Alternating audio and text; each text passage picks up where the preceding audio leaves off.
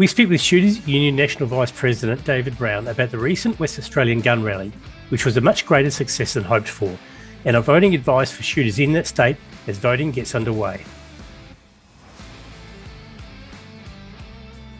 Answers. I want the truth! You can't handle the truth!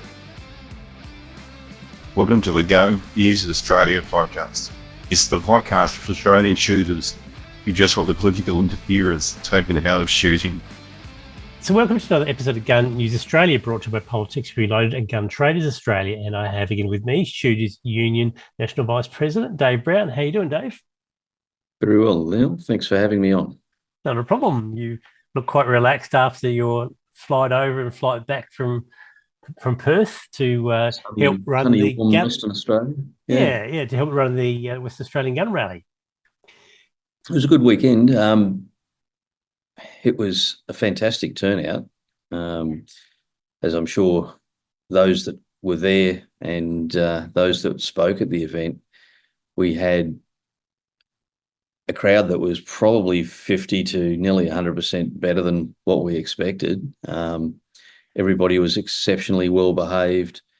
The grounds were litter-free. You know, where do you go to an event and you leave and you see bits of paper and drink cups and what have you? Spotless. I hope the city of Perth were most impressed. And to be fair, I didn't expect any less because, as you know, responsible firearm owners are some of the best people in society, and the good people of society don't trash city parks and what have you. In fact, they have more respect for places like that than the vast majority of people. So from that perspective, like just from a satisfaction perspective, it was an outstanding result. You told me that there were police who turned up early, only 2 or 3 police, have a bit of a look around, turn around, and went back. And in fact, looking at the footage of who was there, they were exactly as we said. They were your 45-year-old blokes, sandals, shorts. It was a hot day. They're quiet, well behaved. They were pissed off, but they were there.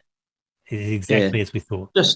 Just to, because people were arcing up on social media about, the police are going to be all over it. We had a permit in, and our guy over there is ex-senior Wapol dude. So it's not like he didn't know what was going on. And the team of marshals were mostly ex-Wapol guys that are all shooters and are also not very impressed with gun laws. So it wasn't like we didn't know what we were doing, contrary to popular belief. And I don't mind saying, they actually said to us, this has a zero risk. Like, they did their risk assessment and they said, we are not even going to bother with tasking anybody to even wander past. It'll be just Saturday morning, ops normal, nothing special from them. And guess what? It was like a couple of guys just wandering through who actually rolled over and saw the Libertarian Party tent because they clearly knew them, like personal friends, based on the laughter and the conversation. So, yeah, if people thought that was going to be a problem, well, you were wrong. And the reason why this is being highlighted, I think quite rightly, is because there were some people who were behaving badly in the lead up to the rally, making we won't name names, but I think everyone knows exactly who we're talking about, and making threats. So a few of the speakers that were there were threatened not in a physical violence sense, but in a let's just say consequences sense, or you don't know what you're doing, you're ruining everything kind of tone. And I'm sure everybody can work out exactly who that was, but that was duly noted, at least by us. And anyway, wasn't a problem. And I thank the folk that were speaking for having the going to use a word that was probably not appropriate. They had the intestinal fortitude to ignore the negative comments, and they came along and did an outstanding job. I got to say, it was, when you get people for like an hour and a half or more, and the hot Perth sun. Admittedly, we did end up with a lot of people back behind us in the gardens, in the trees. You can't see in any of the photographs and things that we took, you can't see everybody, but all these people stood there, well-behaved, patient, even the kids. The sprinklers did go off in the middle of it. That was quite funny. We could see them coming. They were staged, and, as they came down. Anyway, a couple of the lads whipped over there with big orange cones, stuck it on top, and they just turned into little puddle generators. So, yeah, it was a great day. I mean, and the cooperative nature, and I'm sure some people knew each other, but when you've got a large crowd, and it was a large crowd, not everyone can know everybody, but everyone was getting on fantastically. Afterwards, we spent just as long afterwards as we did in the rally. So if you said hour and a half or more, so we're talking 3.5 hours, the other speakers and myself, people coming up, asking questions, thanking us for doing what we were doing. It's probably one of the more rewarding efforts that I've been involved with the shooting community, and normally they're all good. So, yeah, really pleased. Yeah, look, I think your hats off to you, because it was really well done, and I've had nothing but positive feedback from it. It was. Got to jump in there, Neil. Steve Harrison was the guy that did all the heavy lifting. As you know, a bunch of guys, and just for anybody that, quick recap, a bunch of guys contacted him. Some of them were Shooters Union members, but some of them had contacted you. So there was this common element, and then you've spoken with Steve, and that's what gave rise to all of this. And he, being the guy on the ground in Perth, he did a lot of work, but he had a good little team of helpers as well. And Dave and the guys over there did a fantastic job. Everything just went smoothly. Yeah, and I think you talk about the campaign by others, and this is, I guess, the last thing I'll say on it. But the detractors, I have to say, the detractors of 2025 are a very different breed from the same people in their own organisation for 40 years ago.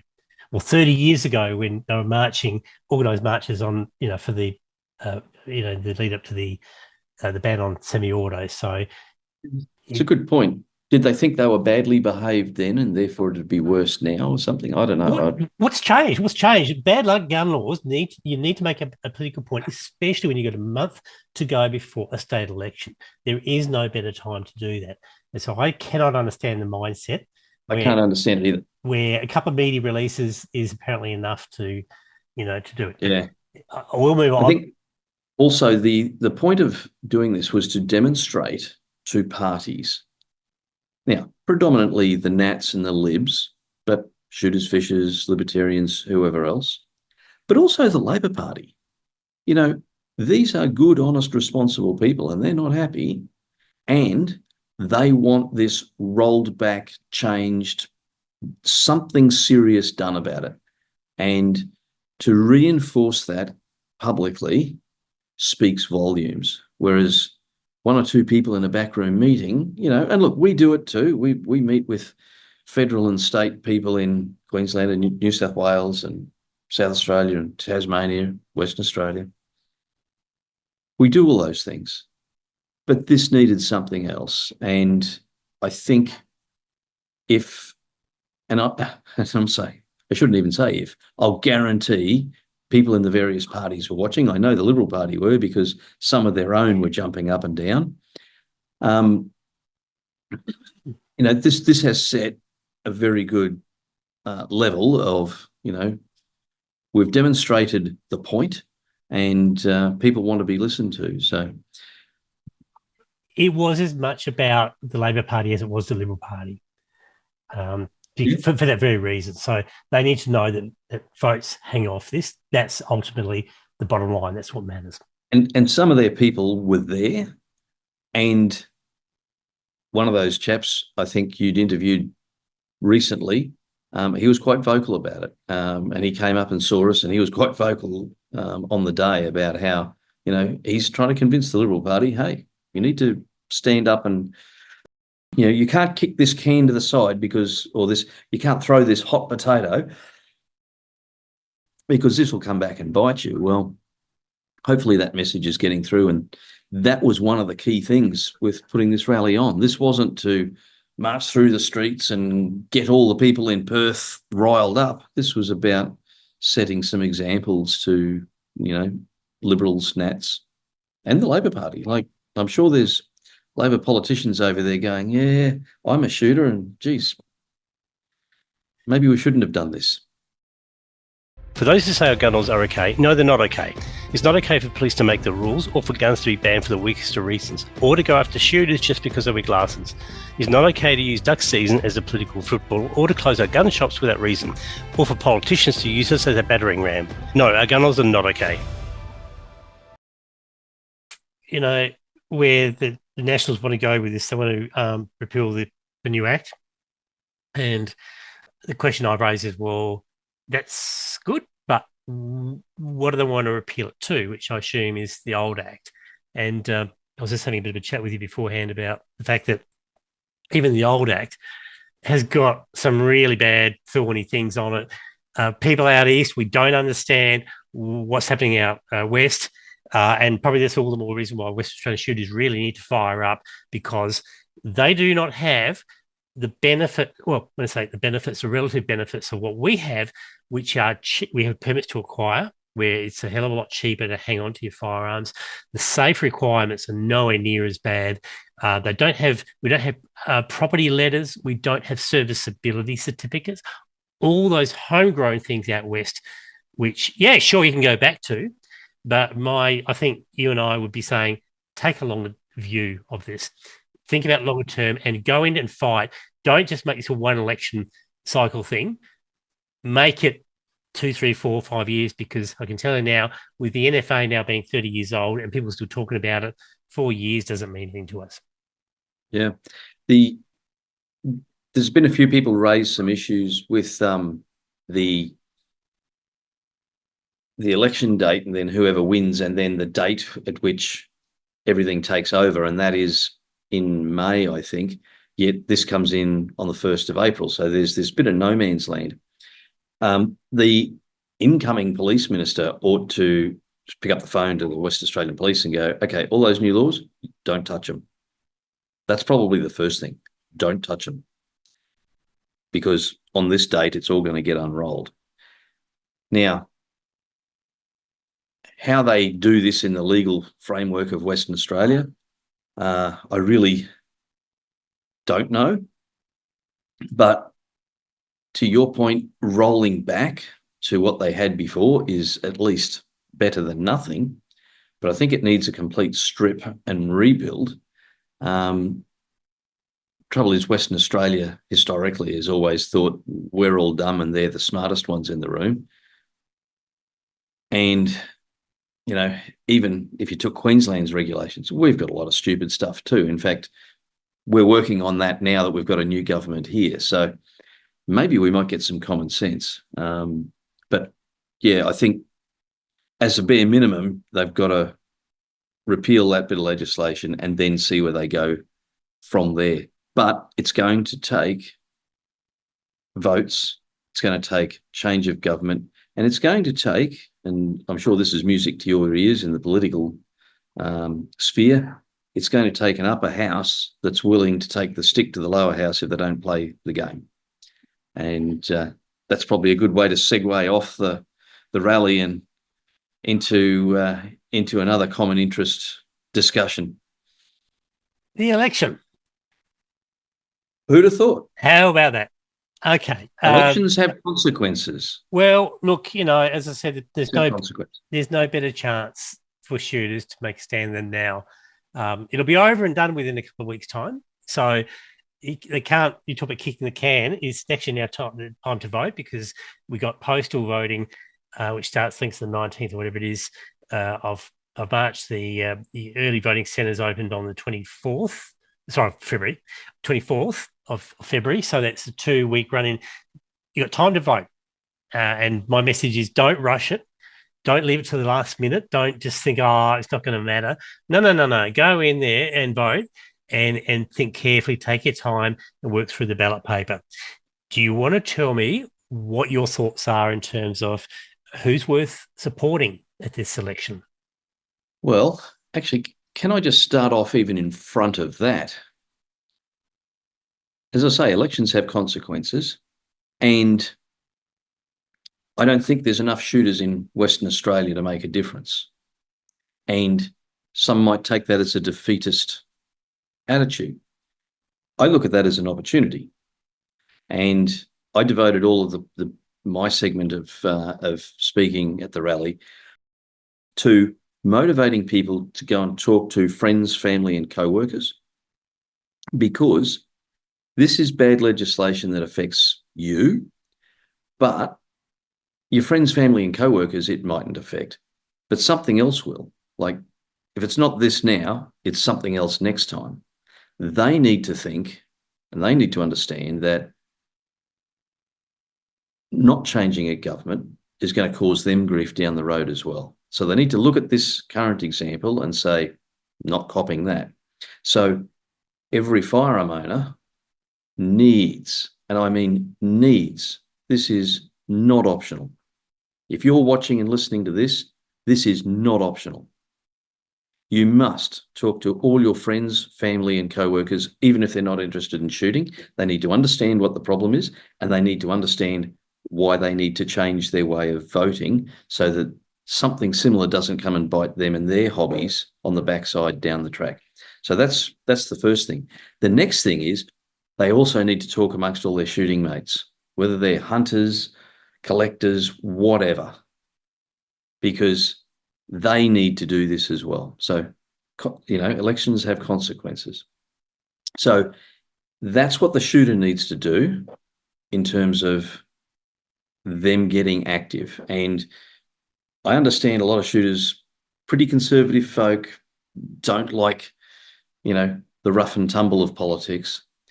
They avoid it at all costs, typically. But this will be a cost. And success here doesn't bargain with the price. You're going to have to get off your butt and make an effort. So, okay, you've got to get off your butt and make an effort. So what is it that you need to achieve? Well, the lower house, you're probably better off sticking with your National Party, Liberal Party, Labor, Greens last kind of strategy. You might have some good pro-gun, libertarian shooters, fishers, someone or other in your seat. But where you've really got to have a strong showing is in the upper house, because they're at least able to take the stick to the lower house, and across the whole state, you can put in a bunch of people that will do it, whereas in your own seat, you only get one. So in simple terms, and this is going to shoot straight off the top of my head, so you remind me if I miss anything, Louise Kingston.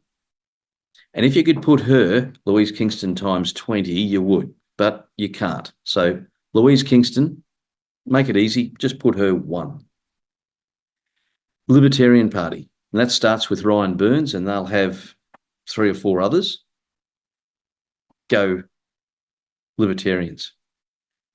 I'm just having a mental blank. The Liberal Party fellow who's good value. Steve Thomas. Yep. Toss him in there as well. You've probably got some other pro-gun folks, so we've done the Libertarians, shooters, fishers, farmer guys. Put them in. And then get into your Liberal Party, National Party, or National Party, Liberal Party, depending on which way you want to put them. And make sure you go 1 through 20. I dare say you could probably go 24 if the end of the ticket works out that, to get all the libs and nats and whatever you encompassed in there, and that's 24, go that distance. So it's that simple. Louise Kingston, Libertarians, shooters, fishers, libs, nats. Yep. But you've got to mark below the line, and you've got to do 1 to 20. and you don't have an option. I'm telling you, you do not have an option. That's what you must do. Fail to do it and fail to get your friends to do it. Start loving Papalia's gun laws, because that's what you're going to have. You know, 4 years where you can do nothing about it. You can do nothing about it, and it may just get worse. So people might think I'm being a little bit zealous here. I'm underspeaking it. Like, seriously, you've got to do it, and you've got to convince all your friends and family and co-workers and shooting buddies, whoever you are, you need to do this. And that's a bare minimum. The other thing I do is a couple of boxes of ammo, $100 here or there, go and donate that to the Libertarian Party or the Shooters Fishers or whoever, maybe Louise Kingston, for example. That's voting below the line on the large ballot paper for the upper house. You have to. I don't think there's an option for voting above the line. Do you? You're politically savvy. What do you think? I'll get into that in a second, but going below the line is 1 to 20, and you can actually go for the individuals that you want. That's the advantage. You got to do a minimum of 20 boxes. Now, in terms of, you can still vote above the line, but you really need to number a number of boxes so that your vote doesn't exhaust, or expire. Fall through the cracks. Yeah. So you can still go one above for Nationals or whoever, but we recommend go below the line, go for those individuals we named. Louise Kingston in Group M, which is over on the right-hand side. Keep this simple. Keep it simple. You've got to do at least 20 below the line and use that methodology I've just explained. That's not that hard. Even I can remember it. Takes a couple of minutes to do. I mean, you've already spent 10 minutes going to the polling booth, another 5 minutes pushing your way past people giving their hand about go cards, standing in a queue, getting your name struck off. Don't just then flippantly just go, oh, it doesn't matter, and do whatever you used to do. Because it does matter. It does matter. This time it really matters. In 2 minutes, that's all it is. And then your vote will count, and it will count well. In terms of the lower house, there are a couple of people who are worth looking for if you're in the seat of Albany. There's a guy called Tom Bruff. He's a Liberal Party guy. I've even interviewed him. He's a shooter. He's quite outspoken about this. And in the seat of Darling Range, there's a National Party guy called Morgan Byers, who's been very pro-shooting. The thing about Darling Range, the local member there is a Labor guy called Hugh Jones, who is notoriously he's hidden a number of times from shooters who want to go to talk to him about gun laws. He's got to go. Best way in that seat is to vote for the National Party. Yeah, there's a couple of other good lads. Young fellow Lachlan, you might be able to tell me who that is out in the Wheatbelt area somewhere. Yes, he's a National Party guy, I think. Yeah, he seems to be a good egg. So if you're in that electorate, make sure you give him a tick. Not a tick. Number the boxes. Give him a 1. Lachlan Hunter. Lachlan, yes, that's him, Lachlan Hunter. So he's the candidate for Central Wheatbelt. Yeah.